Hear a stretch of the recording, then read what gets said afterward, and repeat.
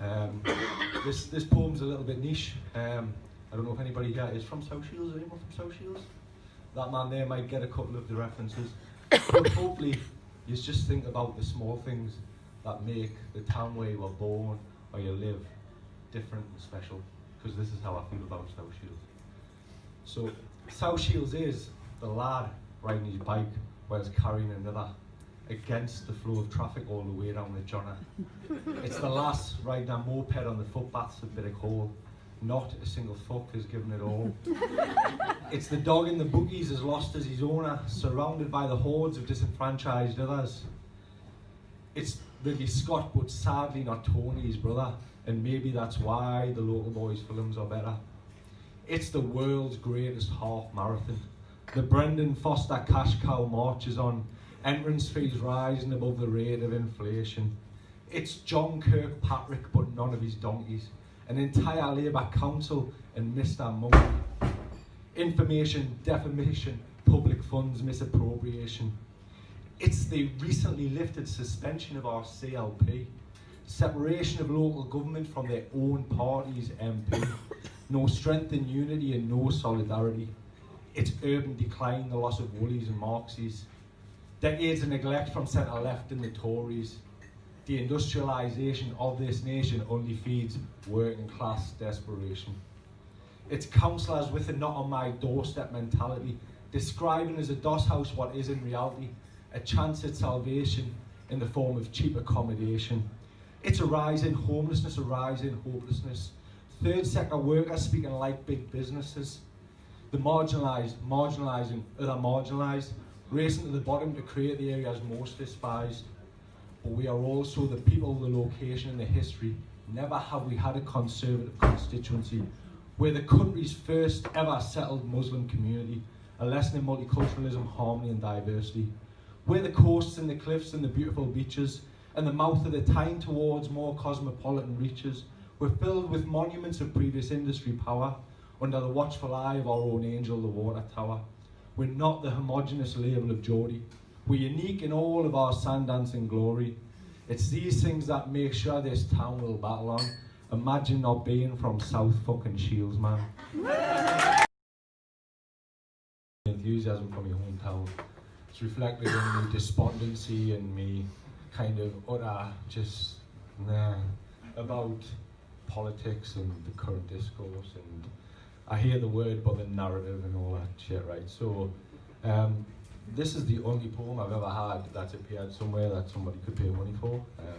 It's called Addressing Down, and it doesn't make, I think poems shouldn't need context necessarily, but this one does. So about 6 months ago, John Berko, the leader of the House, was given some overly complex and pompous speech about the acceptability of having an open shirt in the House, and then it was debated by some proper dicks on both benches, and some Tory dick was saying you need to wear a tie, and some Labour dick was saying no, it's alright, have an open shirt. So this is called Addressing Down. They're talking about the need to wear a tie, not poor regulation of social housing regeneration and where the blame lies for the Grenfell Tower disaster and the loss of at least 80 lives. They're talking about the need to wear a tie, not benefit sanctions and work capability assessments and the reasons why. In the 3 years to 14, 2,600 people, 80 people deemed fit, subsequently died. They're talking about the need to wear a tie, not failed foreign policy and a fail and prevent strategy, and those that die, all 37 on our streets in the last 3 years at the hands of extremism on all sides. They're talking about the need to wear a tie, not stretched mental health services and the 6,000 people each year that decide they're left with no other option than to take their own life. They're talking but they won't be tied. They're talking but it feels like lies. They're talking but they've too much pride to talk about how government decisions contribute to the losses of lives. Again, it's a bit of a over-the-top dramatic word to use, but my nihilistic approach to thoughts about things is just despondency, you know, and this comes from something that was always in my mind, like one sentence that whenever I heard Farage on telly, whenever I heard some madhead talking about people taking their jobs and that, I just thought, why are we so precious about this, you know? Why are we so precious about these borders, right? And I thought it was probably a poem in that. And the last stanza, hands up, this is only the second time I've been with Stanza, and the last time I rocked up 20 minutes late thinking, just do open mic, and Sharon says, too late for the open mic. But I wrote this for that. I finally finished it to an extent. I'm not overly happy with it, but the one sentence, why are we so precious about these borders, has kind of spawned a bit of a piece. So, why are we so precious about these borders? Arbitrary lines drawn on maps by our oppressors are those of our ancestors. Millennia of civilization founded on the principles of migration, yet here we are still obsessed with this notion of nation. And genetically we're all negligibly dissimilar. Skin colour determined by our location relative to the equator, and language, religion and culture are all just learned behaviour. So from where arises all of this suspicion, the idea of the other and its defining derision, if not from those with power in their policy decision. But they are the few and we are the many. Workers and the poor are more effective when united in solidarity. So why are we so precious instead of being on the right side of history? When I shuffle off this mortal coil, to take my place amongst the soil, never again to feel the light of day, just the mercy of subterranean decay. Don't worry the fortune of my soul, for its eternal life you'll never know. Just read my stone and know I smirk, at least I don't have to go to work. The last time I seen a doctor, they kind of said, given what I was describing, it's probably something that's always been there all my life, and when I reflect, it's kind of manifested itself in different forms. So it's kind of about that process, and from being a child to here. I'm 7 years old, crying to me granda. Fears about what I don't understand have spilled over, and I'm being reassured that my own demise is far into the future. I'm 13 years old and I'm crying this time delusions of grandeur. I'm explaining to my mum that I'm better than my sister, but in my mind the weight of self-importance weighs much greater. I'm 17 years old and I'm crying for my dad. We don't talk about our feelings, but I know he could be happier, and in the solitude of my box bedroom I'm willing and better. I'm 23 years old and I'm crying as I study. Sir Bobby Robson graces the stage at Sports Personality, and his speech is the catalyst for tears shed over pressures of university. I'm 26 years old, crying down the telephone as I pace around the bedrooms of my parents' empty home, and the kindly crisis helpline lady who comforts me, I'm not alone. I'm 29 years old, crying at 5 in the morning. The scene is soundtracked by thunder and illuminated by lightning, and panic courses through my body at the thought of work in the morning. I'm 33 years old, I'm 34 now actually. I'm crying like that no more. I've talked, and it's opened up a door to an openness of freedom that has a like unlike before. Mice that me cats had killed in that, and I mean one of them, I guess I must have been drunk one Good Friday, and I decided that I'd write a poem about 2 mice that me cats had killed, and I'd compared them to Jesus, and it was a bit weird really, and for whatever reason Andy's thought that's totally fine, and I'll invite him to come and do 10, 12, 15 minutes here. So I thought, before I do this next one, I'd just like to thank Mandy really. I think it's a little bit of a leap of faith really, inviting somebody who's just doing 3 or 4 short poems about dead animals to come and do something a bit longer. Since Mandy heard me, I've done another poem about an animal now. I have no reason to believe this animal's dead.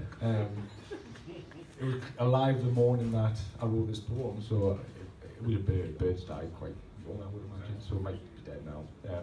And actually, we're in, what's this called? It's called the Sandpiper. So I've actually bought the photo that inspired this poem, and I might be wrong, but these footprints might be a sandpiper. If that is the case, there's any ornithologists in there who want to confirm that that's a sandpiper or not.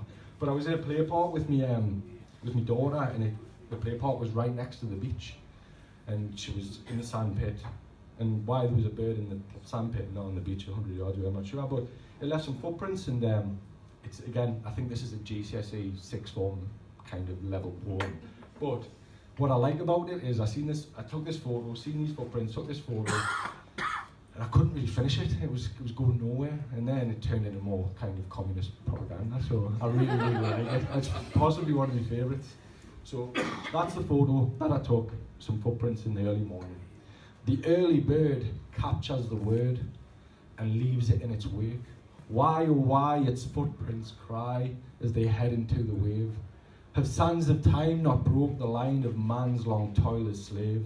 With arms aloft and chains cast off, save change awaits the brave. Thank you. This is Sean. She quite likes this one. Now, even though I'm quite new to this, I have this contrived idea that I want to be cool, and things have to have a bit of edge. Well, this one's full of puns about eggs. So how cool can a poem that has puns about eggs be? But it's inspired by, I'll take a few seconds to kind of describe this.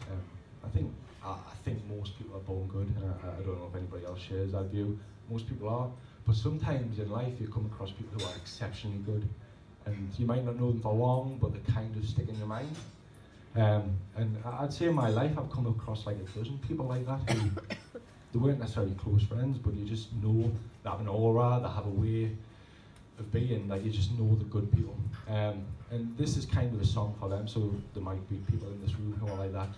I'm sure most people in this room know people who are like that, just genuine good eggs. So it's called Good Eggs. Got egg puns in, sorry. This is a big shout out to all the good eggs, because it's cool to be miserable, it's cool to be cynical, it's far, far better to be kindly and agreeable. This is a big shout out to all good eggs. Those we reflect upon in moments of self-disdain, to remind ourselves we're not literally worse than Satan. This is a big shout out to all the good eggs. And you cannot crack a good egg. Their outer shells of kindness and positivity are impervious to the spoon-arse end of this world's negativity.